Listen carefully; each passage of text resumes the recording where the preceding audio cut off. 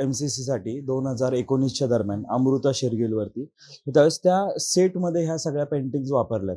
तिने काढलेलं तिच्या बहिणीचं हे पेंटिंग, अमृताची बहीण इंदिरा, ते पलीकडचं तिने पॅरिसला बुडापेस्टला काढलेलं, बुडापेस्ट नाही सॉरी पॅरिसला, आणि हे तिचं लाहोरचं शेवटचं पेंटिंग आहे.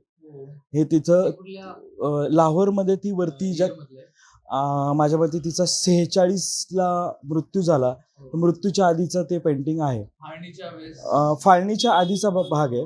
फाळणीच्या आधी ते आपलं पूर्ण भारत पाकिस्तान काही नव्हतंच त्या काळामध्ये, तर ती सेटल झाली होती लाहोरला.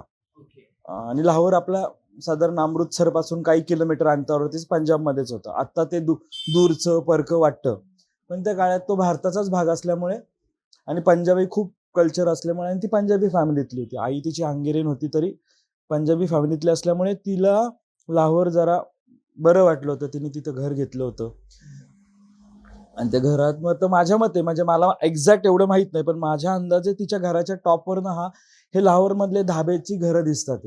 आणि ती गल्ली एक, आणि त्या गल्लीमध्ये त्या म्हशी चाललेल्या आहेत. सो ते पिवळ्या मातीची साधारण धाब्याची घरं असतात तिथं, माळवदी घरं आपल्याकडे महाराष्ट्रात म्हणतात. तर तो वरचा टॉप नाही आहे ऍक्च्युली, एरियल पण नाही टॉप पण नाही, पण ते वरतून एक काढलेलं एक ते तिचं छोटंसं लँडस्केप आहे. त्याच्यामध्ये ते खूप अर्धवट आहे, म्हशी अर्धवट दिसतात. ते धाब्यावर बसलेलं कलरचा यूज आहे. आणि काही बायका त्याच्यामध्ये ज्या बसल्यात त्या पण माळवादावरती काहीतरी काम करतात. ते तिकडे गोवऱ्या थापायच्या किंवा काही वाळवण्याच्या गोष्टी टाकायच्या, आणि तिथलं ते सगळं लाल पिवळे सगळं त्याच्यामध्ये दिसते. ते अर्धवट असून पण त्याच्यामध्ये खूप सारी नजाकत आहे, ती बघता आली पाहिजे. त्याच्यासाठी एक दृष्टी लागते. तर आज आपल्यासोबत आहे राज सांडभोर. नमस्कार. नमस्कार दादा. राज दादा पेंटर आहेत, आर्ट डिझायनर आहेत, सेट डिझायनर, ऍक्टर आहेत, रायटर आहेत. म्हणजे एखाद्या कलेमध्ये जे जे घटक असतात त्या सगळ्या घटकांचं कौशल्य दादाकडे आहे. नाही, सगळं थोडं थोडं आहे असं. सगळं थोडं थोडं. इंटिरियर डिझायनर आहे, आर्किटेक्ट आहे. दादानी कोर्स केलेला आहे. मी फक्त याच्यामध्ये आर्किटेक्चरचा कोर्स माझा अर्धवट राहिला. इंटिरियरचं पण मी केलंय, पण ते बाकायदा आणतो ना आपण की शिक्षण हे फक्त इंटिरियरमध्ये केलेलं आहे. ते पण शिक्षकांच्या मते हा सगळ्यात बाद विद्यार्थी होता, आयुष्यामध्ये कुठेही डिझाईन करू शकणार नाही, अशा पद्धतीचं जे शिक्षण होतं. आणि मी ग्रॅज्युएट, पोस्ट ग्रॅज्युएट कॉमर्समध्ये केलेलं आहे. बाद विद्यार्थ्यांनीच पुढे जाऊन नाटकांचे सेट केले.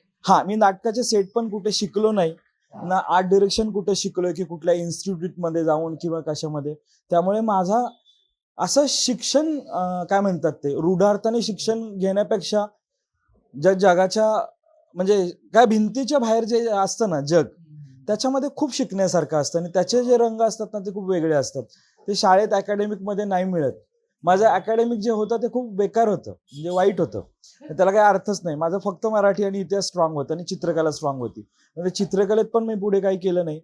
मराठीत फक्त मराठीचा ती मातृभाषाच होती. शिक्षक अत्यंत उत्तम होते आणि मराठी वाचायची गोडी लागली. खूप चांगले पुढे जाऊन भविष्यामध्ये खूप चांगले लेखक पण भेटले, त्यांनी मराठी आणखीन समृद्ध केलं. इतिहासाचा उपयोग असाच होतो जनरल बोलताना. तर राजदादा, तुम्ही कुठले आहात आणि ह्या क्षेत्राकडे कसे वळाला, हे बेसिक थोडक्यात इंट्रोडक्शन जर आमच्या ऑडियन्सला मिळालं तर. मी आहे मूळचा म्हणजे पुणे जिल्ह्यातलंच राजगुरुनगर नावाचं गाव आहे, जे हुतात्मा राजगुरू जे भगतसिंग सुखदेव राजगुरू मधले त्या गावचा मी आहे. आमच्या गावाला तशी खूप मोठी परंपरा आहे. शिवाजी महाराजांच्या काळापासून शाहू, म्हणजे ताराबाई, काशीबाई पेशवे, मस्तानी, नंतर असे सगळं स्ट्रॉंग त्याचं हे आहे, इतिहास आहे त्याच्या पाठीमागे. आणि त्याच्याही आधी ते काय म्हणतात पौराणिक पासून त्याचे रेफरन्स सापडतात, पण 1300-1400 नंतर ते साधारण त्याचे बऱ्यापैकी इतिहासामध्ये उल्लेख आहे.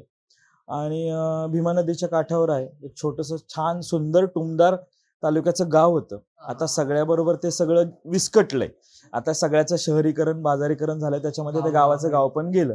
नाही तर छान छोट्या गल्ल्या, सुंदर एक संध्याकाळ सकाळ, अशा सगळ्या गोष्टी त्या फ्रेम अजून डोळ्यासमोर आहेत. त्यामुळे आता स्वतःचं गाव स्वतःचं वाटत नाही कधी कधी, पण एकेकाळी खूप सुंदर होतं. आणि इतिहास पण चांगला होता आमच्या गावाला तशी. म्हणजे बाकीचेही खूप मोठे नामदेव ढसाळ आमच्या इथले आहेत, शांताबाई शेळके आमच्या इथले आहेत, म्हणजे दिग्गज आहेत भरपूर. छोटस गाव आहे पण कीर्ती आणि लोकही यशवंतराव चंद्रचूड जे आहेत न्यायाधीश, ते पण आमच्या गावचे आहेत. अजूनही खूप जण आहेत की ज्यांची नावं खूप लोकांना माहित नाहीयेत. राजकारणात आहेत, काही ऍड एजन्सीमध्ये आहेत, असे खूप सारे लोक आहेत तिथे. सुधाताई कोठारे म्हणून एक आहेत, ज्यांचा रेफरन्स कदाचित पुढे येईल. तर त्या आहेत पुण्याच्या, पण त्याही तिथे खूप मोठे समाजकार्य करतात. मग या फील्डकडे कसं काय वळला? हा, तर सुधा कोठारेंचंच एक, मला सिनेमा नाटक पहिल्यापासून आवडतं. लहानपणापासून रमणं ह्याच्यातच होतं. खूप काही बॅकग्राऊंड नव्हतं ह्याच्यामध्ये, होतं पण ते काही सांगण्यासारखं नाहीये, कारण का ती खूप मोठी लोक आहेत, त्यामुळे त्यांच्याकडे मला काही वळायचं नाही. पण मला आवड होती की मला सिनेमा नाटकपेक्षा सिनेमा आधी खूप आवडायचा. अशा कुठल्या सिनेमाने तुझ्यावर तू बघितला आणि त्या सिनेमाचे प्रभाव पडण्यापेक्षा आहे ना, सिनेमा ते खूप आहेत वेगवेगळे, म्हणजे खूप सिनेमा आहेत त्याच्यामध्ये, पण प्रभाव नाही पडला. पण माझ्या आजीला प्रचंड वेड होतं. आमची जॉईंट फॅमिली होती. एकत्र कुटुंब, 5 आजोबा, मोठा वाडा, सरदार फॅमिली, ते सगळं हळूहळू, आणि एका पॉइंटला संपत आलेलं जे असतात ना वाडा, चिरेबंदीचं कसं की फक्त वाडा राहिलाय, दरवाजा राहिलाय आणि मागे सगळं हे आहे. तर तसं आमचं आम्ही ज्यावेळेस लहान होतो त्यावेळेस आमच्यातला ती उतरती कळा लागली होती. तर त्या उतरते काळामध्ये काही काही गोष्टी अशा होत्या ना की ज्या तुमच्या आयुष्यामध्ये आनंद देणार होत्या, त्याच्यामध्ये एक सिनेमा खूप महत्वाचा होता. आणि माझी आजी सातारची होती आणि ती लहान होती, आणि तिचे रिलेटिव्ह होते, ते कलेक्टर होते, आणि त्यांची ज्यावेळेस ट्रान्सफर सातारला झाली होती त्यावेळेस तिला सिनेमाचं वेळ लागलं, कारण का ते थिएटरमध्ये तिला घेऊन जायची. आणि त्याच्यानंतर त्यांची ट्रान्सफर झाली तरी ती फुकट डोअर किपरची ओळखीची होती, ती कंटिन्युअस तिथे जाऊन ती सिनेमा बघायची. मग आम्ही पुण्यावरनं ज्यावेळेस राजगुरुनगरला शिफ्ट झालो त्यावेळेस आम्ही बैलगाडीतनं सिंगल, ते आता मल्टिप्लेक्स झालेत, पण एकल पडदा जो आहे त्याच्यावरती आम्ही सिनेमे ब्लॅक अँड व्हाईट पासून सगळे पडलेत. आम्ही बैलगाडीतनं आम्ही जायचो तिथे. थिएटर मालक जे होते ते आमच्या आजोबांचे खूप जवळचे मित्र होते. आमच्यासाठी सिनेमात उशीर झाला तर थांबला जायचा आणि नंतर चालू व्हायचा. थांबला जायचा म्हणजे सुरुवात उशिरा करायची की 3चा शो आहे, 12चा शो आहे, जर हे आले नाहीत तर स्पेशल गेस्ट म्हणता येईल किंवा फ्रेंड म्हणता येईल, आजोबांचे मित्र होते. आणि त्या आजीपासून मला सिनेमाचं वेड लागलं. आणि ज्या अडचणी लहानपणापासून ज्या येत राहिल्या, मानसिक असेल, आर्थिक असेल, त्याच्यामध्ये सगळ्यात बाहेर काढायचं काम सिनेमा केलं आणि पुस्तकांनी केलं. त्याचा खूप मोठा काय म्हणतात, आयुष्यावरती त्याचा खूप मोठा परिणाम आहे. आणि तू जसं म्हणलं की जेव्हा अडचणी आल्या, आर्थिक असतील, मानसिक असतील, तेव्हा सिनेमाने काम केलं, पण ते प्रेक्षक म्हणून होतं. तू जेव्हा बाय चॉईस हा निर्णय घेतला की मला या फील्डमध्ये जायचं, तो कुठला बाय चॉईस असं काहीच नव्हतं. मी आयुष्याला सोडून दिलं होतं, म्हणजे अजूनही सोडून देतो. त्रास होतो त्या गोष्टीचा, पण एका पॉइंटला आपण काही ठरवलं ना की ही गोष्ट करायची. हे मला रोमॅन्टिझम आयडियोलॉजी मध्ये लोक बोलतात की मी हे ठरवलं आणि मी हे केलं, असं नाही होत. ते तुमच्या हातात काहीच नसतं, कुठलीच गोष्ट तुमच्या हातात नसते. मी नव्हतं ठरवलं की मला कला क्षेत्राकडे जायचंय किंवा मला ऍक्टर व्हायचंय किंवा सेट डिझायनर व्हायचंय किंवा इंटिरियर डिझायनर व्हायचंय, अजिबात नव्हतं ठरलेलं माझं. मला आवड होती, पण मला माझ्या घरामध्ये बॅकग्राऊंड असं होतं की माझे आजोबा कलेक्टर होते. सो माझा भाऊ मोठा सिनियर ऑफिसर आहे पोलीसमध्ये, माझे काका होते, माझे काका पोलीस ऑफिसर होते, त्याच्यानंतर बाकीचे आत्याचे मिस्टर वगैरे सगळेजण काही IAS ऑफिसर, काही क्लास 1 असे कॉम्पिटेटिव्ह एक्झाम मधनं गेलेली मंडळी होती. तर सगळ्यांना असं वाटतं की कुठेतरी सिक्युअर्ड लाईफ असतं किंवा काय असतं, म्हणून तुम्ही याच्याकडे वळा. सो मलाही असं माझे भाऊ वगैरे घरचे म्हणत होते, आत्या म्हणत होती. आत्याचं याच्याकडे कल होता, ती थोडी आधुनिक होती आणि तिने माझ्या आयुष्यात एक दृष्टिकोन खूप बदलला. कलेबद्दल नाही, जीवनाबद्दलचा. तर ती प्रॅक्टिकल होती. तिने मला IT सेक्टरकडे वळवायचा प्रयत्न केला होता. आणि त्याच्या आधी मी माझ्या भावामुळे कॉम्पिटेटिव्ह एक्झाम द्यावी, CA व्हावं किंवा UPSC MPSC द्यावं, ह्या सगळ्या प्रकरणामध्ये मला खूप मी वेगवेगळ्या काय वाटा म्हणजे भाऊ इकडे अनसर्टनिटी आणि आत्या स्टेबिलिटी. स्टेबिलिटीकडे, आणि मी स्वतः स्टेबिलिटीकडे नव्हतो. स्थैर्य ते अजून पण नाही, आणि कलाकाराला स्थैर्य कधीच नसतं, लाभतच नाही. कदाचित हा शाप असावा, तुमचं मानसिक माहित नाही, पण तुमच्या कामाच्या बाबतीतलं आहे ना स्थैर्य, ते तुम्ही सतत आज झालं ना की उद्या काय याच्यावरती मात्र तुमचं असतं. त्रास होतो का? त्रास होतो ना, पण तेवढाच आनंदही मिळतो. म्हणजे कितीही काही असेल ना तरी कामातला जो आनंद असतो ना, त्याच्यात माणूस स्वतःला हरवतं ना.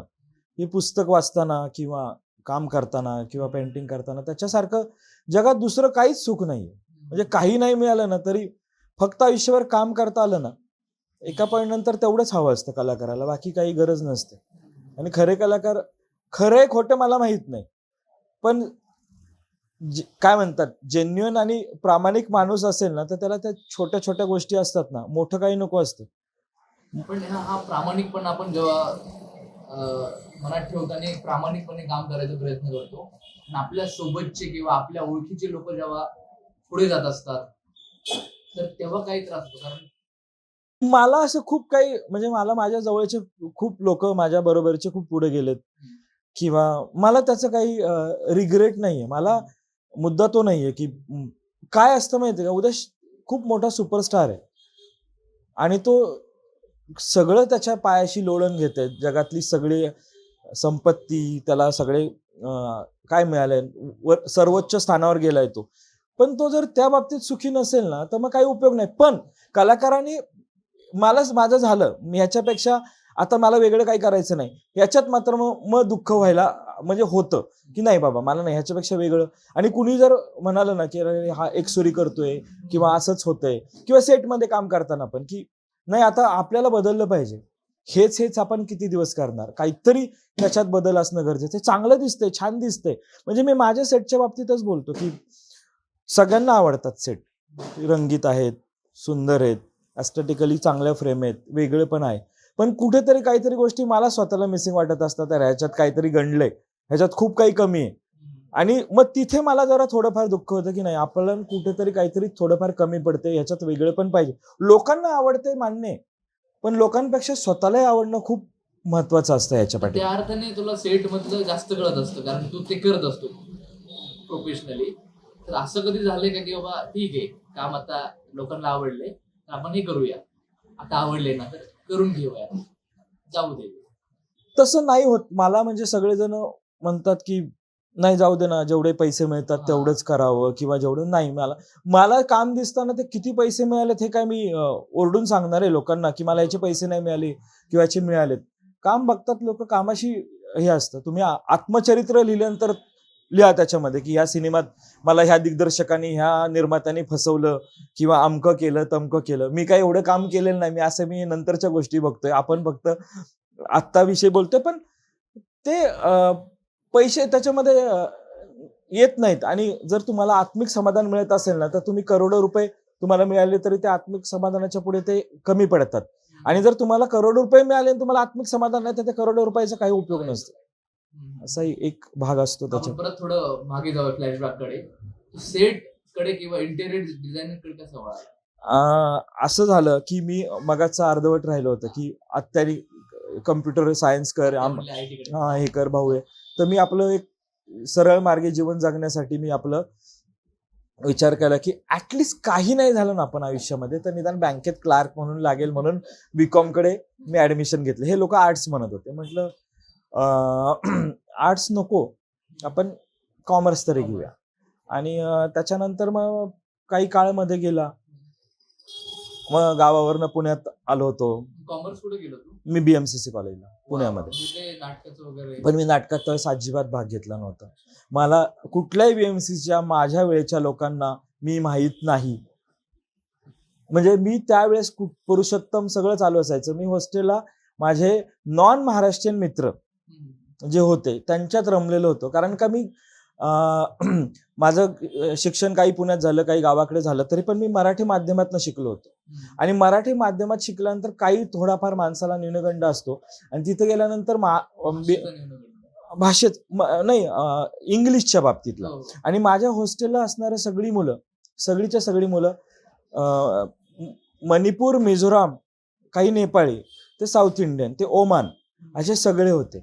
आणि बऱ्यापैकी सगळेच्या सगळे विद्यार्थी इंग्लिश बोलणारे होते. मग मला कुठेतरी ते थोडंसं हे होत होतं आणि त्यानंतर मी त्या लोकांबरोबर राहून राहून माझं अगदी उत्तम चर्चिल इंग्लिश वगैरे नाहीये, पण काम चालाव मी इंग्लिश तिथे शिकलो, बोलू शकलो आणि ते तिथे शिकलो मी त्या मुलांसोबत. मुलांसोबत. आणि त्या मुलांनी माझी दृष्टी बदलवली सगळी आयुष्याच्या बाबतीतली. ते खूप चांगल्या विचारांची अपब्रिंगिंग झालेली मुलं अजूनही माझ्या आयुष्यामध्ये आहेत. खूप मोठ्या, कारण का BMCC हॉस्टेलला ऍडमिशन मिळताना मेरिटवरती मिळतं आणि मेरिटवर मिळाल्यामुळे ते सगळेच प्रचंड म्हणजे एक मुलगा आता ICWS, CS आणि CA असं तिन्ही आहे. एक मुलगा एशियन पेंटचा याचा ऑल इंडियाचा हेड आहे. आणि एक मित्र माझा होता, त्याच्याकडे 500 कॉलेज कन्सल्टन्सीसाठी होते. तो ज्या पद्धतीने इंग्लिश बोलायचा त्यावेळेस BMCCच्या प्रोफेसर लोकांना डिक्शनरी उघडायला लागायची, इतकं छान त्याचं इंग्लिश होतं. तो मुलगा इतके पैसे कमवायचा आणि एका क्षणी त्यांनी सगळ्या गोष्टी सोडल्या आणि तो आज गुजरातमध्ये ते मदर इंडियाचं शूटिंग बिलीमोरा स्टेशन आहे, तिथे बिलीमोराच्या तिथे मदर इंडियाचं शूटिंग झालं होतं. त्या बिलीमोरा स्टेशनच्या तिथे पलीकडे एक गाव आहे आदिवासी, तिथे त्या आदिवासी गावामध्ये सगळं सोडून तो, त्याची बायको आणि 2 मुली असे सगळेजण तिथे एक हे चालवतात, ते काय म्हणतात, NGO. 600 विद्यार्थी त्याच्याकडे आदिवासी, 500 गीर गायी आहेत आणि तो काही करत नाही, फक्त एक लेक्चर देतो आणि ते थोडेफार किंवा लेक्चर देऊन पैसे आणि गोळा करतो आणि त्या एका काय म्हणतात त्या NGO चालवतो आणि सगळं सोडलं.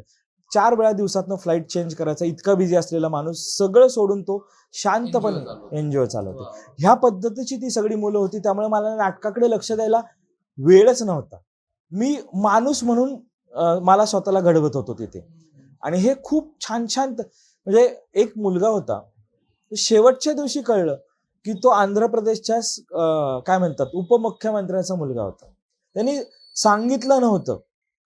तो इतका आमच्यात नॉर्मल आणि साधा राहायचा की शेवटपर्यंत कळलं नाही की नितीश एका मुख्यमंत्री काय म्हणतात ते राजकारणाचा खूप मोठ्या श्रीमंत माणसाचा मुलगा आहे. नाही दाखवलं त्यांनी. म्हणजे इतकी जमिनीवर असणारी माणसं होती आणि इतकी छान होती की मला तिकडे पुरुषोत्तम फिरोदिया मला काही माहित नव्हतं त्या काळामध्ये आणि मी केलंही नाही.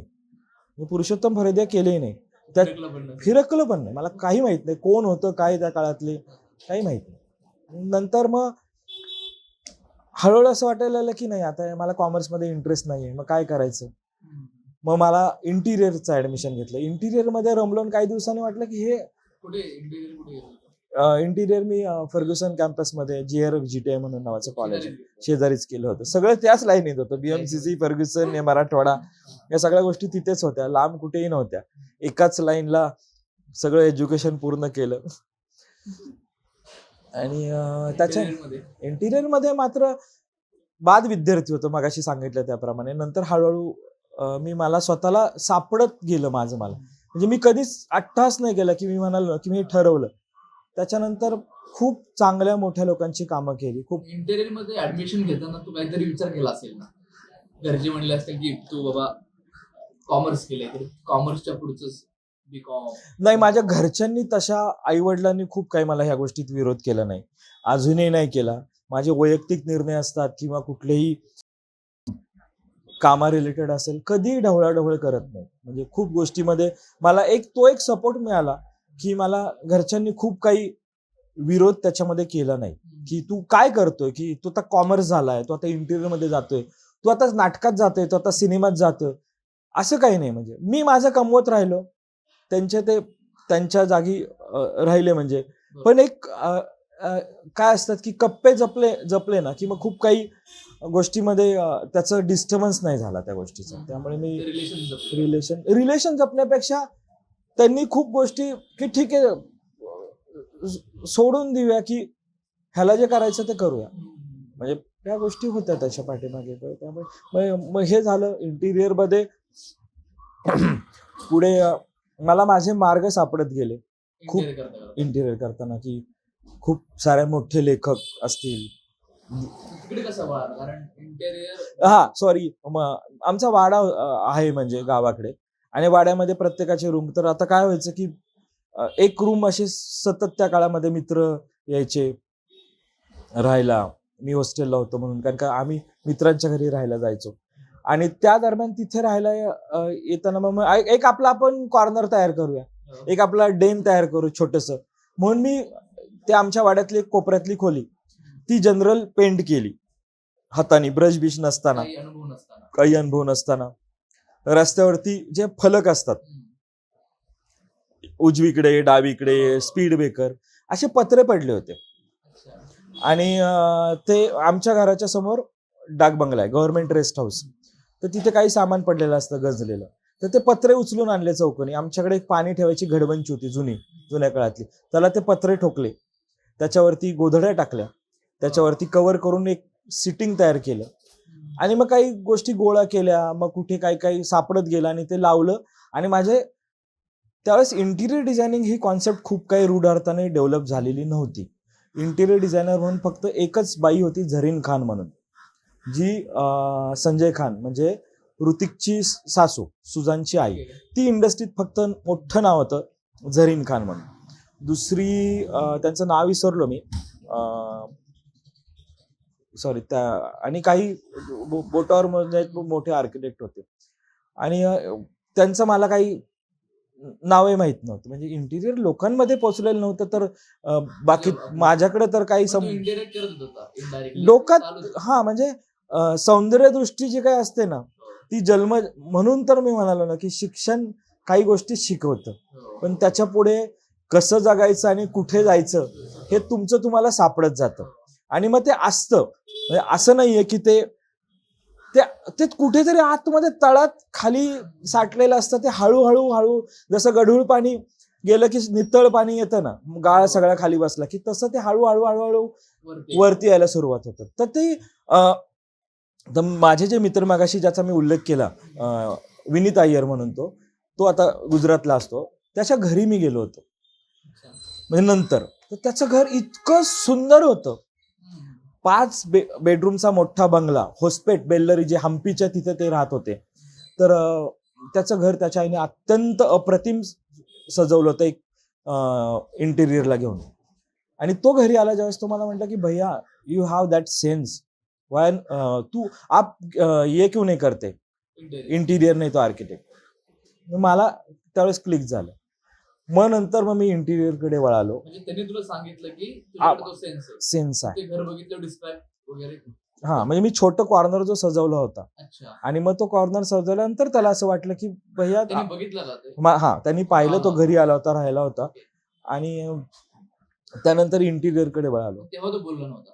त्यावेळेस तो बोलला नव्हता. तिकडे त्यांच्या घरी गेल्यानंतर तो म्हणाला की ये अम्मा ने ये घर सजाया है, लेकिन अम्मा से ज्यादा आपके पास ज्यादा सेन्स है. कारण का मी त्याच्या घरी गेल्यानंतर मी काही गोष्टीचे अँगल चेंज केले त्याच्या घरातले, ऑब्जेक्टचे किंवा आर्टिफॅक्ट्स होते किंवा पेंटिंग्स होते. सो अमेझिंग घर होतं, सुंदर साऊथ इंडियन स्टाईलचं अप्रतिम घर होतं. आणि त्याच्यानंतर काय काय गोष्टी सापडत गेल्या की मग सौंदर्य दृष्टी सगळ्याच बाबतीतली वाढायला सुरुवात झाली. सौंदर्य दृष्टी म्हणजे काय? म्हणजे एक जगण्याकडे बघायचा दृष्टिकोन जसा चांगला असतो, पॉझिटिव्ह निगेटिव्ह, तसा प्रत्येक ऑब्जेक्टकडे बघण्याचा एक सौंदर्याची अस्थेटिक सेन्स जो म्हणतो, फ्रेम म्हणतो किंवा काय, मग ते कुठेही मिळतं बरं का. म्हणजे त्याला अगदी सुंदर मुलगी आहे किंवा अगदी खूप छान पेंटिंग आहे किंवा काय, अशातला भाग नसतो. काश्मीरला पण सौंदर्य आहे. आणि तू मानला गेला ना, सातारा, आटपाडी वगैरे, तिथे माळरानामध्ये जो पिवळापणा असतो ना, त्याच्यावर एक तरवड उगवलेलं असतं. तरवड म्हणजे झाड असतं एक पिवळ्या फुलांचं, रान झुडूप असतं. ते पण तेवढंच, पण त्याच्याकडे बघायचा दृष्टिकोन मिळाला पाहिजे. काय जायचंय वाळवंटात नुसती माती बघायची किंवा वाळू बघायचे नाही, त्याच्यातले पण एक रंग असतात ना, ते रंग बघता आले पाहिजेत माणसाला. ही सौंदर्य दृष्टी असते माणसाची. तर रंगांबद्दल किंवा एस्थेटिक बद्दल तुला कुठे शिकायला कुठेच नाही मिळालं मला. काही खूप नाही, मी म्हणालो ना की खूप गोष्टी न शिकता उपजत ज्या असतात ना, जन्मजात, त्या खूप महत्वाच्या असतात. त्या मला महत्वाच्या ठरल्या. मी खरंच, मला कोणी खूप काही गोष्टी शिकवल्या नाहीत किंवा मी कुठे शिकलो नाहीये, याला गॉड गिफ्ट म्हणता येईल कदाचित. कारण का हे मी खरं इंटिरियरला मी खरंच सांगतो की मी सगळ्यात वाद स्टुडंट होतो. मी फेल झालेलो आहे. म्हणजे तू काहीच करू शकणार नाही असं म्हणणार होते. आज तेच शिक्षक मला म्हणतात की मला तुझी साईट बघायची आहे, मला तुझी कामं बघायची आहे. तू एवढं छान काम करू शकशील असं आम्हाला वाटलं नव्हतं. अशा गोष्टी आहेत. वा. आणि तू आता त्याच्यानंतर नाटकातले सेट वगैरे कसे? नाही, नाटकाकडे नाही वळालो. त्याच्याकडे नंतर मी सिनेमाकडे वळालो. डायरेक्ट सिनेमाकडे. आम्ही काही मित्र होते आणि ते ते सिनेमात होते. काही ऍक्टर होते, काही डिरेक्टर होते, काही आर्ट डिरेक्टर नव्हते, सॉरी, ऍक्टर डिरेक्टर. नाही, माझे काही तसं याच्याकडे माझा काय म्हणतात की नाटकाशी माझा कनेक्ट होता, पण नाटकाशी म्हणजे तसा कनेक्ट नव्हता. चित्रपट सृष्टीतील लोक, कारण का मी व्यंकटेश माडगुळकर प्रतिष्ठान नावाचं एक हे होतं, तिथे त्यांचे जावई हे नसरुद्दीन शाहचे सिनियर NSDचे. तर मी त्यांच्याकडनं काही काही गोष्टी शिकलो आणि त्या काळामध्ये मला खूप मोठ्या लोकांचा सहभाग नाही, सहवास लाभला. भीमसेन जोशी होते, त्याच्यानंतर आपले जयमाला शिलेदार, कीर्ती शिलेदार, आशा काळे होत्या, निळू फुले होते, चित्तरंजन कोल्हटकर होते, विनय आपटे होत्या, स्मिता तळवळकर. खूप सारे लोक तिथे भेटले. चित्रपट ह्याच्यातले चित्रकलेमधले रवी मुकुल होते, सुभाष अवचट तिथे यायचे, निसर्ग याच्यामध्ये किरण पुरंदरे. खूप सारी लोक तिथे भेटली, मी पाहिली जवळनं. मी बोलायचो नाही कुणाशी, ते सगळे असे बसलेले असायचे. अक्षर नावाचा बंगला होता माडगुळकरांचा. आता दुर्दैवानं तो अस्तित्वात पुण्यामध्येच होता. आर्किटेक्चरच्या स्टुडंटसाठी तो खूप मोठा काय म्हणता आदर्शवादी एक मॉडेल होतं. ते माधव आचवल म्हणून जे प्रसिद्ध आर्किटेक्ट, पु ल देशपांडेंचे मित्र, आणि किमया नावाचं खूप छान पुस्तक त्यांनी ह्या आमच्या क्षेत्रासाठी लिहिलेलं आहे. तर त्यांनी तो डिझाईन केला होता बंगला. आणि खूप उत्तम घर कसं असावं नाही. आणि काही ते घराचं म्हणजे त्याचा इतिहास असा आहे की माडगुळकरांनी एका पुस्तकाचे हक्क विकले, रॉयल्टी विकली, त्याच्यावरती जागा घेतली, तो बंगला बांधला आणि त्या बंगल्याचं रेखांकन म्हणजे ड्रॉइंग हे बोडोद्यावरनं आचवलांनी दुर्गा भागवतांकडे दिलं आणि त्या दुर्गाबाईंनी घेऊन ते तात्या माडगुळकरांना दिलं. आणि नंतर मग तात्या माडगुळकरांच्या घरात मी कित्येक दिवस राहिलो त्या घरामध्ये. कारण काय होतं? मला आवडायचे, माझा प्रचंड आवडता लेखक आहे. मी जाऊन डायरेक्ट घरी ओळख काढली, घुसायचो, अशा सगळ्या गोष्टी व्हायच्या. मग त्यांची अख्खी फॅमिली माझ्या ओळखीची झाली. मग त्यांचा जावई NSDचा असल्यामुळे त्यांनी मला थोडंफार नाटक शिकवलं आणि मग हे सगळे लोक ओळखीचे झाले. पण नंतर असं वाटलं की यार मला काहीतरी कमवलं पाहिजे पोटा पाण्यासाठी. तोपर्यंत माझी नोकरी सुटलेली. मग नंतर मग मी इंटिरियर माझं साईट्स करायला सुरुवात केली आणि मग माझ्या नाटकातलं सगळं बंद झालं.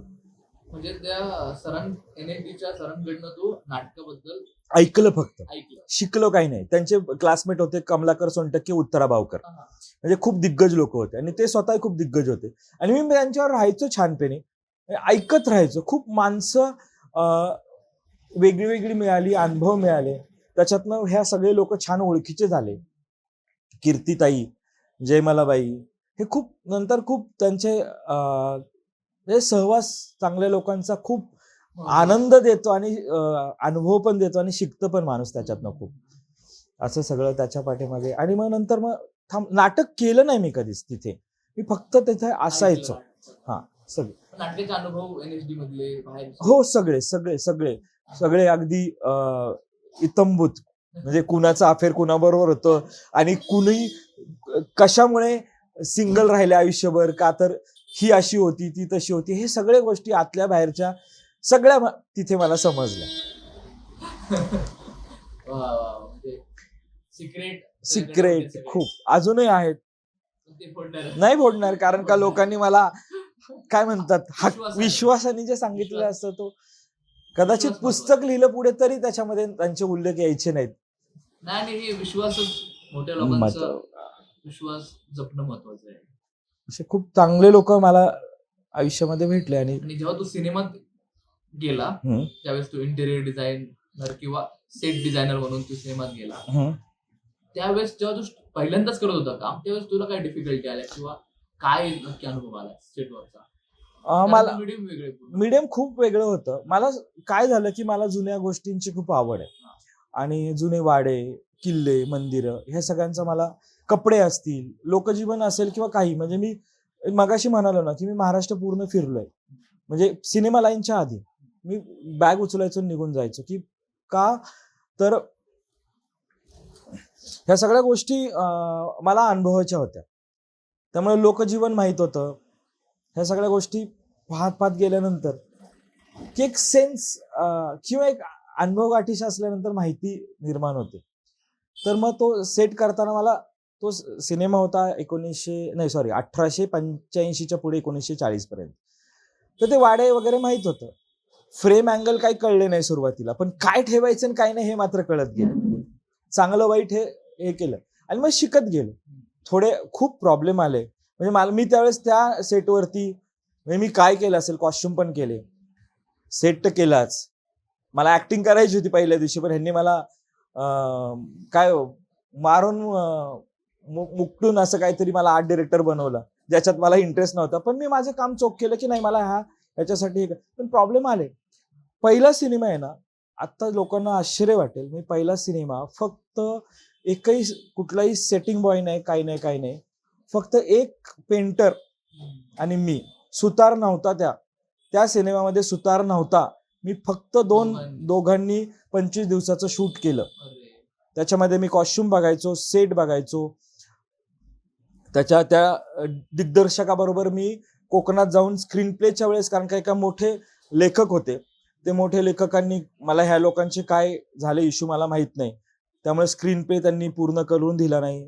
शेड्यूल आर्टिस्ट लोकांच्या डेट्स घेतल्या होत्या, त्याच्यामुळे स्क्रीन प्ले सुद्धा लिहायला मी बसलो त्यांच्याबरोबर. ह्या सगळ्या गोष्टी केल्यामध्ये हे झालं. अडचणी नंतर आर्ट डिरेक्शनसाठी खूप आल्या, पण मला ती गोष्ट सापडली. त्याच्यानंतर दुसरा केला, तिसरा केला, चौथा केला, 5-6 काय 10-12 झालेत सिनेमे आर्ट डिरेक्टर म्हणून, छोटे मोठे रोल म्हणून. पण मला त्याच्यात अजूनही म्हणजे जे आवडतं तिकडे जायचं म्हणून मग काही एका ठराविक काळानंतर ते काय होतं, पाणी साठलं की शेवाळं साठतं आणि मग गुदमरायला होतं. मग चला नाही, आता मग जरा थोडं मोकळं करून पुढे जा. आता तुझा तू खूप गोष्टी करतोय, art direction, acting, writing, assistant, Sudarshan मध्ये मॅनेजमेंट.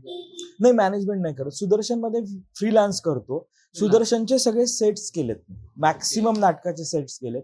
पण फक्त काय तर लोक सगळी मित्र आहेत, सगळे लोक खूप चांगले आहेत आणि आम्ही, म्हणजे ते मला सांभाळून घेतात, त्यामुळे मी त्यांच्याबरोबर सेट्स करतो. आणि अर्थात माझं काम चांगलं त्यांना आवडतं म्हणून. माझं काम वाईट असतं तर तेवढे लोक म्हणजे कुणी आणि करावं ते. माझं काम वाईट असेल तर देऊच नाही, काम चांगलं असेल तर द्यावं. कामात परत परत तोचपणा आला तर थांबवावं. कुणी आपण थांबवावं, नाही तर समोरच्याने तरी थांबवावं. थोडे दिवस त्याच्यामध्ये ब्रेक घ्यावा आणि नंतर मग पुढे परत कंटिन्यू ती गोष्ट करावी, असं मला वाटतं. म्हणजे बरोबर आहे. आणि खरंच म्हणजे उद्या जर मी एखाद्या माणसाने मला कास्ट केलं आणि मला ते माझ्या कॅरेक्टरला धरून जर कास्ट केलं तर आय एम ॲग्री. पण मला जर कास्ट, मी जर त्या ह्याच्यात जातच नसेल तर माझा स्वतःला विरोध असतो की मला खूप पैसे मिळेल, फेम मिळेल, पण नको मला ते, कारण का मला जमणारच नाही ती गोष्ट. आडात नाही तर पोहऱ्यात येत नाही, तशातला प्रकार असतो. आता तुझा फोकस काय आहे की तू इतक्या सगळ्या गोष्टी? मला सगळं करायचंय. मला काही असं करायचं नाही अशातलं भाग नाही. मला आता ऍक्टिंग पण करायची, म्हणजे करतोच मी मध्ये आधे, खूप काही सिनेमे केले नाही. ऍक्टिंग पण करायची, मला लिखाण करायचंय, मला पेंटिंग करायचं. मी पेंटिंग जे माझं बंद झालं होतं ते मी मागच्या वर्षी नाही, सॉरी, लॉकडाऊन मध्ये मी काही गोष्टी केल्या, पण त्याच्यानंतरही काही गोष्टी अशा होत्या की मध्ये गॅप पडला होता आणि मी आता परत स्केचिंग करायला सुरुवात केली. मग आता त्या गोष्टीवरती माझा परत लिखाण करायचंय. खूप गोष्टी राहिल्यात लिहायच्या, अनुभव आहेत, लोक भेटलेली जी पाहिलेली आहेत वेगळी, म्हणजे आपल्या क्षेत्रातली झाली, बाहेरची सर्वसामान्य लोक, पण ती एवढे आयुष्याचं तत्वज्ञान देऊन गेलेली. कधीतरी आयुष्यात एक माणूस भेटतो आणि तो इतका अनुभव देऊन जातो ना की कुठला माणूस नाही, असं खूप आहेत असे अनुभव की व्यक्तीचं नाव नको घेऊ, पण तुला असं की हा त्या व्यक्तीमुळे तुला असं वाटतं की जेव्हा मी डिप्रेस होईल, काय डिमोटिवेट होईल, तर त्यांचे शब्द किंवा त्यांनी मोटिवेट केलेलं? नाही मला कसं असतं माहितीये का की डिप्रेस झालं ना काही झालं ना तरी कुठलीही तत्वज्ञान आयुष्यातलं मला नाही माझ्यावरती त्याचा काही फरक पडत नाही. त्याच्यासाठी काळ ही मोठी गोष्ट असते. वेळ गेला की मी नॉर्मल होतो किंवा हे जातं. भगवान श्रीकृष्णांचं तत्वज्ञान असू दे, ओशोंचं असू दे किंवा अजून बुद्धाचं असू दे, काही फरक माझ्यावरती फरक पडत नाही त्या गोष्टीचा. ती वेळ गेली पाहिजे. ती वेळ गेली पाहिजे. ती वेळ जाणं खूप गरजेचं असतं. त्या वेळेपर्यंत मात्र भयंकर त्या गोष्टीचा त्रास होतो. मास्तर झालं होतं कधी? झालंय झालेलं आहे. आत्ताही मी ऍक्च्युली त्या फेजमध्ये आहे. हा. म्हणजे मी गेली 2 वर्ष त्या फेजमध्ये आहे की मला भयंकर ह्या गोष्टीचं सगळं जे काय माझ्या बाबतीत घडतंय हा. जे त्याचा भयंकर त्रास होतो. काय घडतंय ना? काय तुला काय? नाही मानसिक गोष्टी असतात, गुंतागुंत असते माणसाच्या आयुष्यातली, वैयक्तिक असतात ह्या सगळ्या गोष्टी. ह्या सगळ्या गोष्टीमध्ये पण आणि पडतं बाहेर. वेळ असते, जातं. हेही दिवस जातात जसं असतं ना हम्म. की जाणार आहे, सरकणार. हो, हो. नाही ते नक्कीच जाईल, कारण तू जसं म्हणलं की वेळ आणि तिथं सस्टेन राहणं, टिकून राहणं ते महत्वाचं आहे. महत्वाचं आहे. पण टिकून राहण्यासाठी तुझं काय चालू आहे आता? सगळ्यात महत्वाचं असतं हे पेंटिंग, ऍक्टिंग आणि पुस्तकं वाचणे. कारण का ह्याच्या आणि पुस्तकांसारखं वेगळं विश्वास नाहीये की तुम्ही तिथे तुम्ही एकदा पुस्तक घेतलं आणि ते A4 साईज असेल, काय असेल, ते A3 असेल, जे असेल, उघडल्यानंतर लेखकाने त्याच्या विचारशक्तीने, कल्पनेने जे काही मांडलेलं असतं त्याच्यावरती तुमची कल्पनाशक्ती एवढी भरारी किंवा विहार करायला लागते सगळ्या गोष्टींवरती. त्यावेळेस तुम्ही तुमचे कॅनव्हास, तुम्ही तुमचे सीन सगळे ठरवता आणि ते तुमचे असतात.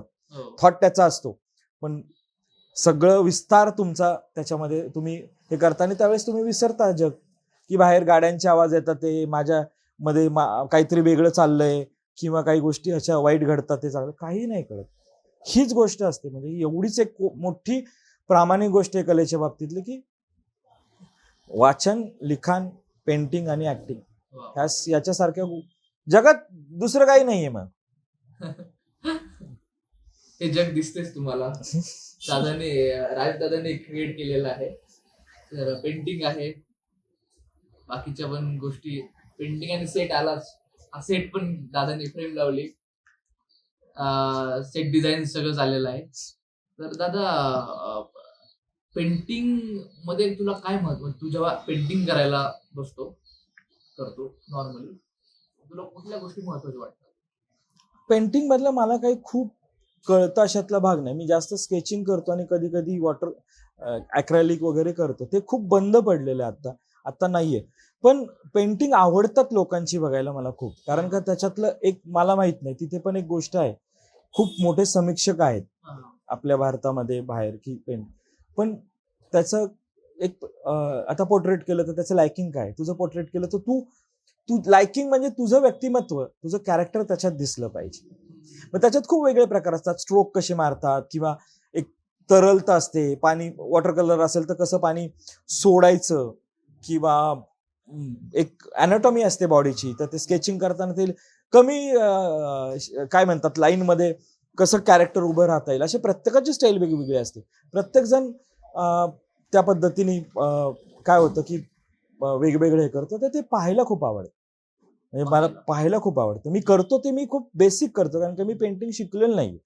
पण बघितलं ज्या गोष्टी पाहिल्यात ना त्या खूप छान पाहिल्यात, छान लोकांच्या पाहिल्यात, वाचल्यात. व्हॅन गॉग असेल, रजा असेल, अमृता शेरगिल असेल, राजा रविवर्मा असेल, आबालाल रहमान असतील, अजून खूप असे भारतामध्ये खूप मोठे, भारताच्या बाहेर. व्हॅन गॉग मला प्रचंड आवडतो. पिकासोचं वाचलंय, सगळ्या गोष्टी वाचल्या. त्यांची प्रत्येकाची शैली वेगळी असते. पोत असतो प्रत्येकाचा, जसा आयुष्याला पोत असतो तसा, म्हणजे पेंटिंगला असतो तसा त्यांच्या आयुष्याला एक पोत असतो. पेंटिंगला कुठला पोत? माझ्या पेंटिंगला पोत, मी एवढा मोठा नाहीये की माझ्या पेंटिंगला पोत नाही. मी ऍक्च्युली मी कानाला खाजवलं कुठल्या मला, मी पण मोठा नाही आणि जे लोक आहेत मोठे त्यांच्यासाठी पण ती मला, मी काय क्लासिकल सिंगर मधला नाही की मी कानाला हात लावेल. जनरल खाजवलं अपमान करत नाही आम्ही कोणाचं नाही. आणि नाही, मग खऱ्या अर्थानं जर म्हणायचं तर ज्यांची नावं घेतली ते सगळेच दिग्गज आहेत, एवढं मात्र आहे. आता असा काही पोत नाही, माझा नाही. जेव्हा तू तुझ्या समोर पेंटिंग साठी कॅनव्हास असतो आणि रंग असतात, तेव्हा तो डोक्यात काय असतो? मला कधी कधी काय वाटतं माहितीये का की मला दीप्ती नवलेक खूप आवडते, तिचंही खूप छान पेंटिंग असतं, पण थॉट नसतो, कारण का मी पेंटर नाहीये, ओके. मी स्केचिंग करतो. कसं असतं माहिती का, मला मी एक वेळेस इंटिरियर मध्ये माझा थॉट होईल, याच्यामध्ये होईल, आर्ट डिरेक्शन मध्ये होईल, मग तो कसा ऍक्टिंग होतो? मध्ये होईल, कारण का तो एक झिरपत गेलेलं आहे, रुजलेलं आहे. हे कसं आहे माहिती का, हे एक जनरल करता करता हे करतो, थॉट नसतो तो. कधी कधी कॉपी पण असते की बाबा ह्याचं चांगलं आहे बरं का, आपण असं करूया. याच्यात हिचा थॉट होता, हिला ही ती स्वतःच expression होतं. स्वतःच एक्सप्रेशन होती, तिची दृष्टिकोन तिथं होतं की ती बसली, ती पाहिलं, तिने पाहिल्यानंतर खाली दिसलं तिला की ते आहे. जसा लेखकाचा थॉट असतो, म्हणजे सेम अशीच गोष्ट आहे की महाश्वेता देवींचा एक जण इंटरव्ह्यू घेत होता, आणि त्यावेळेस जनरल विचारता विचारता त्यांना विचारलं की तुम्हाला हे कसं सुचतं, कथा कशी सुचते किंवा काय सुचतं. काही नाही, काही असं काही नसतं म्हणे. आणि त्याच्यानंतर त्या खाली बघत होत्या, आणि खाली बघितल्यानंतर एक म्हातारा दिसला, फक्त नॉक करत होता कुठेतरी. तर त्या बाईनी त्याच्यानंतर मद्रासवरनं एक म्हातारा, त्याची मुलगी हरवलेली असते, ती कलकत्त्याच्या वेश्यावस्तीत कुठेतरी आहे, असा धागा जोडला त्यांनी त्या फक्त माणूस बघून, आणि एक मोठी कथा लिहिली. Wow. जशी जयवंत दळवींनी बॅरिस्टर, फक्त नाशिकला एक बाई, अशी एक बग्गीत माणूस बसत होता, आणि ते मे बी तू ललितचा आहे, तुला माहित असेल ही गोष्ट, म्हणजे जगप्रसिद्ध गोष्ट आहे की ती त्या अलवनातल्या बाई डोकवत होत्या, आणि एक बग्गीत खूप ते हेअर क्रीम लावून एक माणूस बग्गीत बसत होता, त्याच्यानंतर बॅरिस्टर घडलं. ही त्यांची प्रतिभा असते, हा त्यांचा विचार आहे, कारण का ते मोठे लेखक आहेत. तसं मी मोठा पेंटर नाही, त्यामुळे थॉट नाही, कॉपी करतो, पण ते आवडतं, छान होतं, एवढं मात्र आहे. कॉपी केली तरी कधी कधी चांगली होते, पण मी स्वतःच केलं तरी ते मी स्केचिंग करतो बेसिक, आणि काही लँडस्केप करतो. आणि आर्ट डिरेक्शनच्या वेळेस काय थॉट होता? त्यावेळेस मात्र माझा स्वतःचा थॉट असतो तो, तो की कसा? की काय आहे संहिता, काय आहे, डिरेक्टरची डिरेक्टरशी चर्चा करून तुला काय हवंय वगैरे. आणि सुदैवाने मला चांगले दिग्दर्शक भेटले, की मला तुला काय हवं ते. खूप काही सिनेमे केले नाही, खूप काही भारी पण नाही केलं, पण जे केलं ते माझ्या दृष्टीने कला दिग्दर्शक म्हणून ते मला. कुठले सिनेमा, 2-3 सिनेमांची नावे वगैरे सांगितली तर ऑडियन्सला कळेल की हा आर्ट डिरेक्टर. पु ल देशपांडेच्या म्हैस कथेवरचा एक आधारित म्हैस नावाची कथा होती, त्याच्यावर सिनेमा त्याचा तो केला. त्याच्यानंतर बाबांची शाळा नावाचा, नीला सत्यनारायण एक इलेक्शन कमिशनर होत्या त्या, त्यांनी त्यांचे काही वरती काय तुरुंग अधिकारी असताना, तुरुंग अधिकारी नाही, माझ्या मते काहीतरी जिल्हा होता त्यांच्याकडे, नाशिक नगर, त्यावेळेस त्यांना आलेले कैद्यांचे अनुभव, त्याच्यावरती बाबांची शाळा नावाचा एक सिनेमा आहे, सत्य घटनेवर आधारित. त्या सिनेमात आर्ट डिरेक्शन केलं, छोटा रोल केला. त्याच्यानंतर काही आणखीन बाकीचे सिनेमे केलेत, खूप केलेत, 8-10 केलेत. खूप काही आनंदही मिळाला, कधी कधी मिळाला पण नाही. नाटकातलं आर्ट डिरेक्शन करणं आणि सिनेमातलं आर्ट डिरेक्शन करण्यामध्ये फरक काय? खूप फरक आहे. नाटकाचा सेट केला की एकदा सेट करून मग ते बाकीची ते प्रोसेस, त्याच्या सुरुवात होते, शांतता असते. मी कदाचित पुण्यात जास्त नाटकं केली, त्यामुळे कदाचित मला ती शांतता मिळाली, खूप काय गोंधळ नव्हता. सिनेमाचं कसं असतं की आधीचं प्रीचं काम आणि नंतर सेटवरचं काम, ते जे इतका जो गिरणी असते ना ती मोठी, धाड धाड धाड धाड, आणि ते मग तुमचं तहानभूक तुम्ही हरपून ते सगळ्या गोष्टी करता, त्या प्रोसेसला मात्र खूप मजा येते, धिंगाणा असतो तो, आणि छान वाटतं ते. म्हणजे मला आवडतं, आणि सगळ्या गोष्टी विसरल्या जातात त्याच्यामध्ये, की कुठेही काही काय मागे आहे याचं काही नाही, आपण हे करतोय, मजा येते, आणि मजा येते म्हणूनच काम. मी तर त्याच गोष्टीसाठी काम करतो. पैसा दुय्यम आहे नंतर, कारण का अगदी ऑनेस्टली सांगायचं तर पैसे खूप महत्वाचे नसतात माणसाच्या आयुष्यामध्ये. माझी एक आजी वाक्य वापरायची, की थोडस वेगळं आहे, की म्हणजे रस्त्यावरची रांड पण पैसे कमवते, पैशाला खूप महत्व नसतं, आनंद खूप महत्वाचा असतो त्याच्या पाठी. म्हणजे पैसे, आता काही गोष्टी आहेत की तुमच्याकडे करोडो रुपये पडलेत आणि तुम्ही हॉस्पिटलमध्ये आहात, आणि डॉक्टर काही करू शकत नसेल, तर काय एका पातळीनंतर पैशाला महत्व नसतं, आत्मिक समाधान खूप महत्वाचं असतं, ह्या गोष्टी महत्वाच्या. तुला नाटकात किंवा सिनेमात तू आर्ट डिरेक्शन केलं तर तो त्रास कधी झाला की बाबा हे खूपच हेक्टिक होते? मला कामाचा नाही त्रास झाला, मला काही लोकांचा त्रास झाला. आत्ता मी स्पेशली बघतो ना नाटकातली मुलं मला यायचंय म्हणून येतात, मला ऍक्टर बनायचा हा आव घेऊन येतात. कलाकार कुणी खूप कमी आहेत, म्हणजे मनापासून जे जे आहे ना त्या गोष्टी कमी आहेत. मला ते मुलं पाहिली ना आत्ताची मुलं मुली की जनरल काम करताना ती खोटी वाटतात खूप सारी. तुला असिस्ट करणार आहे? हा? असिस्ट करणार आहे? असिस्ट करणारे असतील, काम करणारे असतील, ओळखीचे परके अनोळखी, पुण्यातले, मुंबईचे, दिल्लीचे, आसाम आहेत. त्याच्यामध्ये खूप कमी लोक आहेत ती अत्यंत प्रामाणिक आहेत स्वतःच्या बाबतीत आणि कामाच्या बाबतीत, पण खूप पर्सेंटेज कमी. अदरवाईज मला सिरियल करायची आहे, मला सिनेमा करायचा आहे म्हणून मी आलोय फेमसाठी ह्याच्यासाठी, पण ते कलाकार नाहीत. कलाकारांची व्याख्याच वेगळी असते. ती मला नाही सांगता येणार, ती अनुभवावी लागते किंवा ती तुम्हाला सापडत जाते, पण हे कलाकार नाही हे मला अगदी ठाम माहिती आहे की मी आलोय कलाकार बनायला, असं नाही होत. काही जण होतात पण सगळे नाही होत की मला. आणि मुळात काय होतं माहितीये का की आजकालचं आहे ना सगळ्यात महत्वाचं की माणूस म्हणूनच माणसं संपत चाललेली आहेत, की माणसं चांगली असतील ना तर तुमची कला आणखीन डेव्हलप होते आणि आणखीन चांगली रिफ्लेक्ट होते चेहऱ्यावरनं ह्याच्यातनं. तर ते माणूस पण हरवत चालले ना, त्याच्यामुळे कला पण तशी मशीन झाली, म्हणजे त्याच्यामध्ये माणूस दिसत नाही. म्हणजे स्क्रिप्ट लिहिताना, काम दिसताना वगैरे बेसिक लेवलचा, आणि उत्तम काम करणारे, उत्तम लिहिणारे, उत्तम कलाकार आहेत. लोक मला चपलेने मारतील की तो असंच का बोलतोय वगैरे, पण आहेत, पण खूप कमी आहेत. हे जास्त आहे म्हणजे. पण आता जे आत्ताने आधी पण आपले सिनेमा असेल किंवा नाटक असेल, जी मुलं येतात नव्या पिढीचे तरुण मुलं, तर ते फेम बघूनच सुरुवातीला येतात किंवा ते ग्लॅमरनेच अट्रॅक्ट केलेलं असतं. आणि आपल्या इंडस्ट्रीत जे लोक काम करतात ते त्यांना लोक कलाकारच म्हणतात. म्हणजे जे आता सिनेमातही काम करतात, मालिकेतही काम करतात, त्यांच्याबद्दल तुझं काय म्हणणं? नाही, कलाकार असतात ना, म्हणजे आता कलाकारच, कारण का आपलं कलाक्षेत्रच आहे म्हटल्यानंतर इथं काम करणारे सगळे कलाक्षेत्रातले कामगार. कामगार मी म्हणू शकेल एक वेळेस की कामगार सगळेच असतात. डेली आता डेली सोप आहे, तर ते तुम्ही सकाळी कामावर जाता तसंच असतात. पण कलाकार मरतो ना ह्याच्यामध्ये कधी कधी. म्हणजे काय होतं की जे करतात ते वाईट करतात अशातला भाग नाहीये, पण याच्यामध्ये गंमत की एक मशीन होऊन जातं ना माणूस जाऊन. कलाकार सगळेच आहेत, पण खरे जे कलाकार मी जे पाहिलेत, अनुभवलेत, जे खरंच कलाकार आहेत, ज्यांची उदाहरणं दिली जातात, त्यांची काय म्हणतात आत्मचरित्र वाचलीत, चरित्र वाचलीत, काय कलाकार होते ते नाही, आता खूप कमी आहे. आता ही बाई फक्त 36 वर्ष जगली, पण हिचं नाव आज एवढ्या वर्षांनी निघतं. राजा वर्माचं निघतं,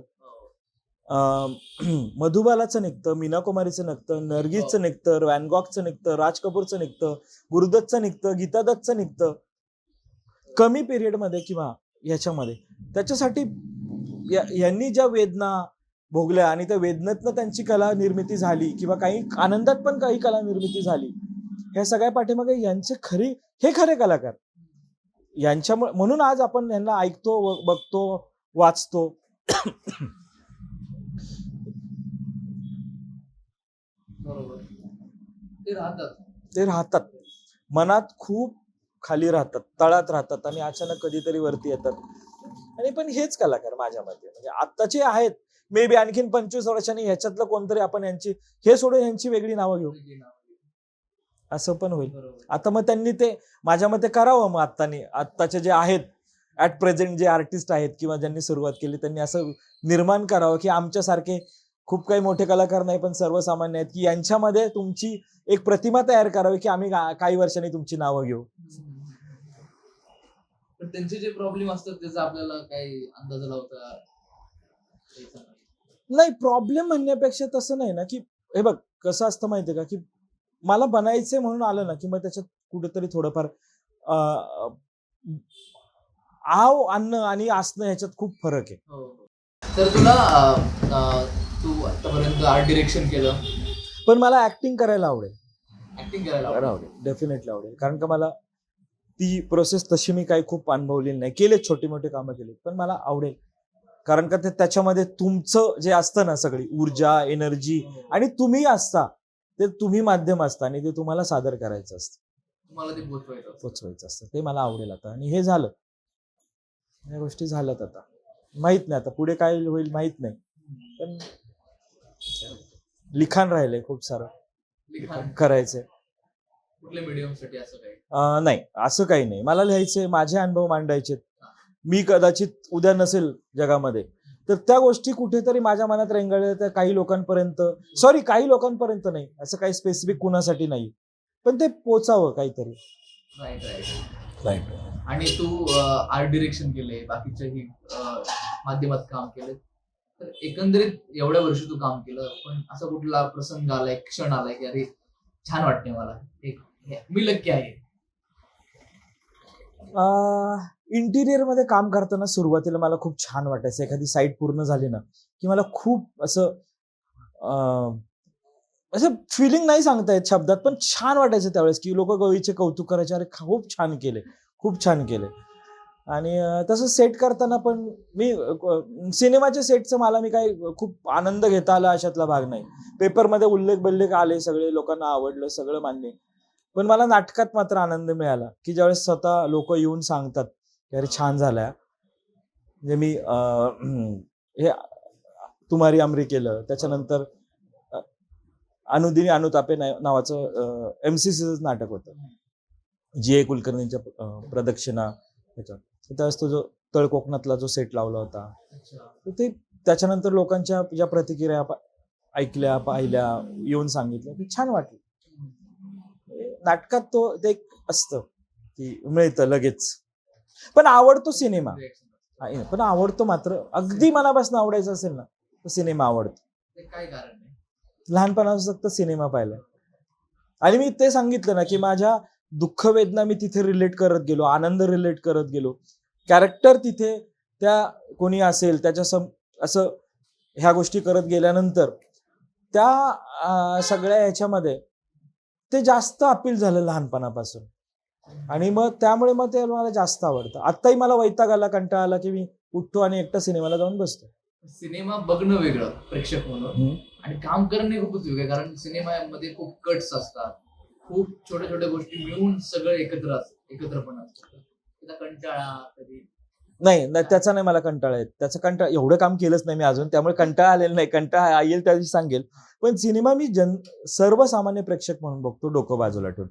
मी तिथे समीक्षक किंवा मग मी ह्याचा सेट असा आहे, याने अशी ऍक्टिंग केली, त्याने तसं नाही. एक साधी सिंपल स्टोरी जी माणसांची भिडते, म्हणून मी कधी टेक्निकल सायफाय वायफायचे सिनेमे जास्त बघायला जात नाही. मला नाही आवडत. मला माणसांची कथा आवडते. मी माणूस आहे, मी मशीन नाही. मला माणसांच्या कथा आवडतात. म्हणून मी पुस्तकं वाचताना पण मला आत्मचरित्र खूप आवडतात.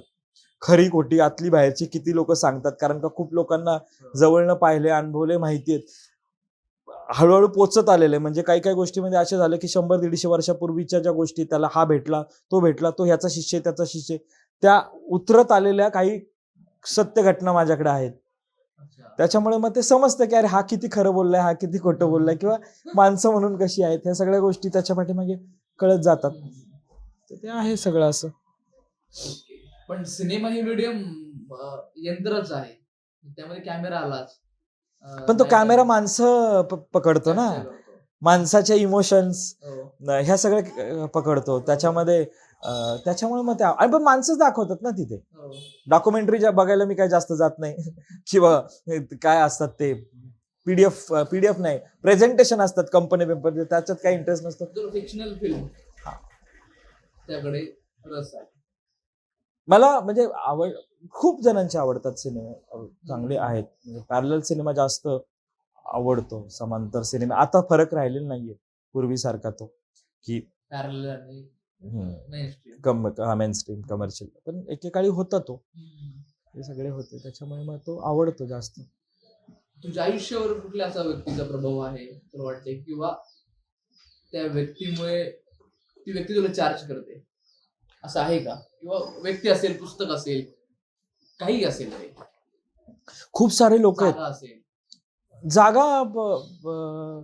जागा मी कुठेही मी मला मन स्थिर नसेल तर तू मला ताजमहालच्या शेजारी बसव किंवा काश्मीरला नाही, नंदनवन मला मी नाही. मला रमायचं म्हटलं ना तर मी कुठेही रमतो. म्हणजे अगदी मला रमणाऱ्या गोष्टी आहेत ना त्या महाराष्ट्रातल्या खूप वेगवेगळ्या छोट्या छोट्या होत्या. दौंड हायवे नंतर एक मंदिर, मी अक्कलकोटला खूप वेळा जातो, सोलापूरला जातो त्यावेळेस त्या पाटस दौंडच्या पुढे एक मंदिर होतं टेकडीवरती, असं छान पायऱ्या आणि वरती एक दीपमाळ, ते मला आवडतं. तिथे मी रमतो. जेजुरीवरनं मागणं बोबदेव घाटातनं आल्यानंतर एक कुठलं तरी छोटं खेडेगाव आहे, तिथे एक छोटं शिव मंदिर आहे, तिथे आवडतं. कुठेतरी बाबळीचं झाड पण आवडतं. मस्त नळ स्टॉपला जाताना नदीपात्रातनं खूप बाबळी लागतात, छान पिवळी फुलं असतात. तिथे इंदिरा संतांची कविता आठवते बाबळीची. तर ह्या कुठेही काही मन एकदा माणसाचं हॅपी असेल, शांत असेल, चांगलं असेल ना तर तुम्ही कुठेही आनंद घेऊ शकता. आणि तुम्ही अस्थिर असाल तर मात्र कुठे आनंद घेता येतो. पण हा आपण मी वेगळ्यावर गेलो. मला म्हणजे कोण आदर्श किंवा कोण, खूप सारे लेखक आहेत, खूप सारे लेखकांचे हे आदर्श वाटतात. त्यांची पुस्तक मी बिघडलं म्हणजे मी स्वतः बिघडलं की पुस्तक घेतो, वाचायला सुरुवात करतो. गौतम बुद्ध खूप आवडतात, श्रीकृष्ण प्रचंड आवडतो. आणि त्याच्यानंतर ओशो ऐकलंय, वाचलंय थोडेफार प्रमाणात ओशो. जयवंत दळवी कथाकार, म्हणजे साहित्यामध्ये जयवंत दळवी असतील, व्यंकटेश माडगुळकर आवडतात, शांताबाई आवडतात. अजूनही खूप आहेत लोक. मला सुहास शिरवाळकरांच्या त्या फॅन्टसी नाही, त्या अशा साहस कथा खूप आवडतात. बाबूराव आरनारकर म्हणून लेखक होते जुने, लताबाईंना पण त्यांच्या कथा आवडायच्या, साहस कथा असायच्या, गुप्तहेर कथा. त्या खूप बोर झालं ना की मी त्या वाचत बसतो, की ते छान वाटतं. मग काही नसतं त्याच्यामध्ये, आयुष्याची फिलॉसॉफी नसते, काही नसतं. छान साधी सिंपल गोष्ट असते की कुठंतरी एक विलन असतो, एक हिरोईन असते, हिरो असतो, आणि एक मजा असते त्याच्यात. ते मी वाचतो.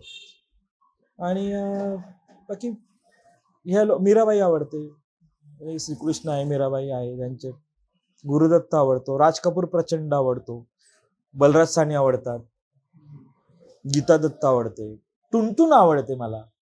टुनटुन नावाच्या जुन्या कॉमेडी ऍक्ट्रेस. ओम प्रकाश आवडतात, ललिता पवार आवडतात सॉरी. म्हणजे कॅरेक्टर आर्टिस्ट खूप आवडतात हिरोपेक्षा. कारण का सर्वसामान्य आयुष्यामध्ये कुणी हिरो नसतो, आपल्या लाईफचा आपणच हिरो असतो, पण ते सगळी चरित्र असतात सगळी. आणि चरित्र अभिनय काय कॅरेक्टर आर्टिस्ट जे असतात ते मला जास्त जवळचे वाटतात.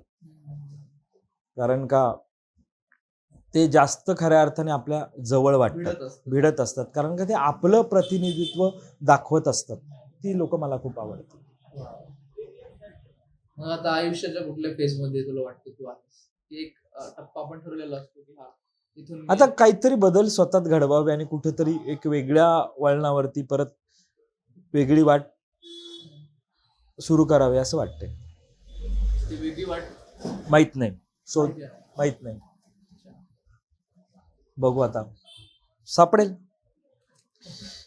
नक्की सापडेल. सापडतात गोष्टी हळूहळू.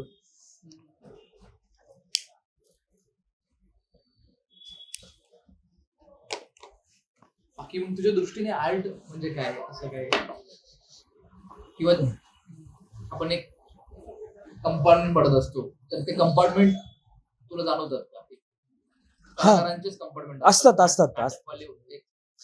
एक चांगलं नाटक त्यांच्या अर्थाने करणारे वेगळे असतात, प्रायोगिक नाटक करणारे वेगळे असतात, व्यावसायिक वाले वेगळे असतात, त्यांच्यामध्ये देवाणघेवाण होत नाही. सिनेमातही तसंच आहे. ते कंपार्टमेंट बद्दल तुला काय वाटतं? आहे ना, हे आहे, देवाणघेवाण होत नाही आणि मी करतो ते बेस्ट, असा जो एक अहम भाव असतो ना, किंवा ह्या सगळ्या गोष्टी ह्या आहेत. आणि तेच तर माझं म्हणणं आहे की ते पाडलं नाही पाहिजे.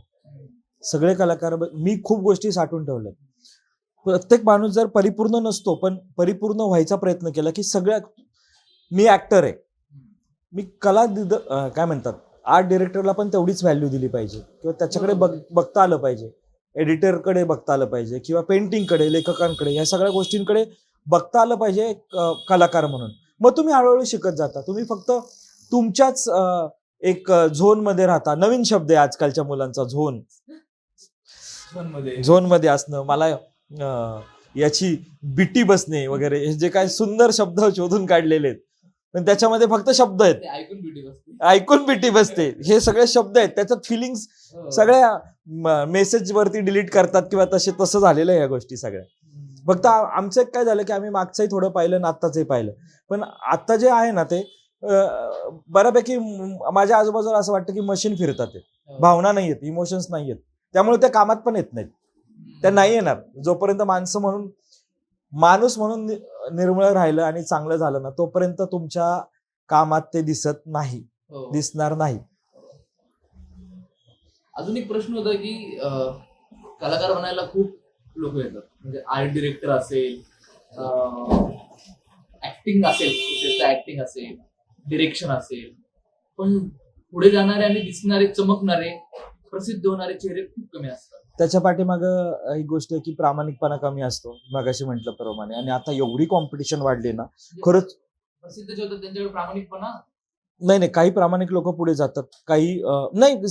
प्रामाणिक लोक काम करताना जे टिकून राहतात, टिकणं पण खूप महत्वाचं आहे ना. शेवटी काय असतं माहितीये का, भाकरीचाही प्रश्न असतो, पोट भरलं पाहिजे. तुमच्या पाठीमागे पुढे कोणी असतं, प्रॅक्टिकल एक आयुष्य असतं त्याच्या पाठीमागे. मी पण काही गोष्टी सेटल झाल्यानंतर परत वळालो. मी एका पॉइंटला नाटक सिनेमा थांबवलं होतं. मी परत माझी इंटिरियरची कामं करत होती जिथे मला पैसे मिळतात, अर्थार्जनासाठी. आणि हळूहळू नंतर मग पुढे परत मला ज्यावेळेस मी सेटल झालो त्यावेळेस मी परत वळालो, सोडलं नव्हतं. पण इथे जर फक्त ह्याच गोष्टीवरती जर अवलंबून राहिलं ना तर मात्र अवघड होतं. कारण का आता मुंबईला गेल्यानंतर, अंधेरी स्टेशनच्या बाहेर पडल्यानंतर जे पाहतो ना की एवढे असे खूप सारे लोक असे देखणे, गोरेपान, उंच मॉडेल आणि उंच काय म्हणतात ते, करीना कपूरची फिगर कुठली, 0 फिगरवाल्या पोरी, असे सगळे छान लिपस्टिक लावून, पण सगळी अशी रोबोटिक वाटतात. मेकॅनिक, हा, हे सगळे रोबो असे तिथे येतात ना, रोबोट, ते असं सगळं वाटतं ना, ह्याच्यातले किती जण टिकतात, किती जण घरी जातात. मग त्यामुळे एवढी कॉम्पिटिशन वाढली ना, त्याच्यामधनं मुलांचा दोष नाहीये, कुणाचाच दोष नाही याच्या पाठीमागे. येतो ना नक्की. न्यूनगंड येत नाही, भीती वाटते कधी कधी की अरे आपण ह्या सगळ्या मशीन मध्ये, हा अर्थात नाही, त्याच्यामुळे भीती वाटते की अरे रोज एवढे लोक येतात, ह्याच्यात आपले लोक कुठे टिकणार. म्हणजे मुद्दा परप्रांतीय आणि महाराष्ट्रीयन असं नाहीये, पण एवढे लोक जर रोज येतात तर यांना कुठे का. आणि बरं, मराठी चित्रपट सृष्टीची परिस्थिती अशी आहे, दिसतं तेवढं चांगलं, पण खूप काही अशा गोष्टी आहेत की सिनेमाच प्रोड्युसरला तेवढे पैसे मिळत नाहीत. सिनेमा रिलीज झाल्यानंतर सिनेमे चालत नाही, मराठी माणूस खूप काय म्हणतात वळालाय दुसरीकडे वगैरे, हे सगळे प्रेक्षक नसतात. आणि त्याच्यामुळे मग काम मिळणंही मुश्किल होतं. रोज जर एवढी लोक आली तर काम देणार कुठनं. रोज वर्षाला जर 400-500 सिनेमे मराठीत येत असेल तर काम थोडंफार मिळेल. डेली सोपमुळे कदाचित खूप गोष्टी निदान लोकांची पोटं भरतात, एवढं तर आहे. त्यामध्ये तुला प्रॉब्लेम काय आले मराठी सिनेमातले, की जेणेकरून, कारण आपली ती इंडस्ट्री आहे, मराठी इंडस्ट्री आहे, पण जसे साऊथ वाली इंडस्ट्री जी सतत काम करत राहते, खरं सांगू का, त्यांच्या भाषेवरती प्रचंड अभिमान आहे साऊथ वाल्यांचा. आणि ते आर्टिस्ट लोकांना देव मानतात, लाईन लावून हे करतात. आणि अत्यंत प्रामाणिकपणा असतो माझ्या मते तरी, मी जे काही लोक पाहिलेत ते. आणि वेळेचं भान खूप असतं त्यांच्याकडे. शूट करताना मी काही शूट केलेत की किती वेळात येतात, कधी त्यांचं काय असतं. टाइम पंक्च्युअलिटी ही प्रचंड असते आणि खूप पुढे आहेत सगळ्या इंडस्ट्रीपेक्षा टेक्निकली, कामाच्या बाबतीत त्यांची ज्या सगळ्या गोष्टी आहेत, त्यामुळे ते पुढे आहेत. आणि प्रेक्षक वर्गही त्यांच्या पाठीमागे तेवढाच स्ट्रॉंग आहे. म्हणजे खूप ते मराठी माणसाकडे, मराठी मी पाहिलं की काही ठराविक ठिकाणची जी मंडळी आहेत ते सोडून मराठीतले लेखक मराठी मुलांना माहित नाही, मराठीतल्या गोष्टी माहित नाहीत, कविता, कवयित्री, जगामध्ये कोण आहेत, पत्रकार आहेत, कोणी चांगले दिग्दर्शक आहेत, काहीच माहित नसतं. म्हणजे तो एक हे असतं ना. नक्की प्रॉब्लेम कुठं होतो, तुला काय वाटतंय? तुझ्या दृष्टीने? कधी कधी काय होतं की मला प्रॉब्लेम नाही सांगता येत, पण प्रॉब्लेम आहे हे दिसतंय की जाणवतं. जाणवते फक्त की बाकी आहेत, खूप आहेत प्रॉब्लेम, पण आता ते कदाचित आता आपल्याला एवढी वेळ पण नाहीये आणि माझा तो प्रांत पण नाहीये की मी हो. तेवढा अधिकारवाणीने त्या गोष्टीवरती बोलू शकेल. पुढचा अजून एक प्रश्न आहे की तो जरा सिरियस आहे. कास्टिझम किंवा ग्रुपिझम याच्याबद्दल काय तुला वाटते? कारण खरं सांगू का, मला ग्रुपिझमचा होतं, पण कास्टिझमच्या बाबतीत मला नाही कधी काही तुला अनुभव वाईट नाहीये. अनुभव आला कुठेच. तुमचं काम चोख असेल ना, तुमचं काय म्हणतात नाणं खणखणीत वाजणारं असेल ना, तर कुठेही कुठल्याही जातीचा फरक पडत नाही असं माझं म्हणणं आहे. त्याला काही कुणी तुम्ही कुठल्याही जातीचे असं काही फरक नाही पडणार. तुझं काम महत्वाचं काम आहे. महत्वाचं काम नीट झालं पाहिजे. काम नीट झालं पाहिजे. कामात तुम्ही दाखवा स्वतःला कोण आहात ते. बरोबर. मग ती जात पात सगळं तोच एक पर्याय आहे. आपल्याला इस्टॅब्लिश व्हायचं असेल, स्टेबल व्हायचं असेल, तर दिसायचं असेल लोकांसमोर,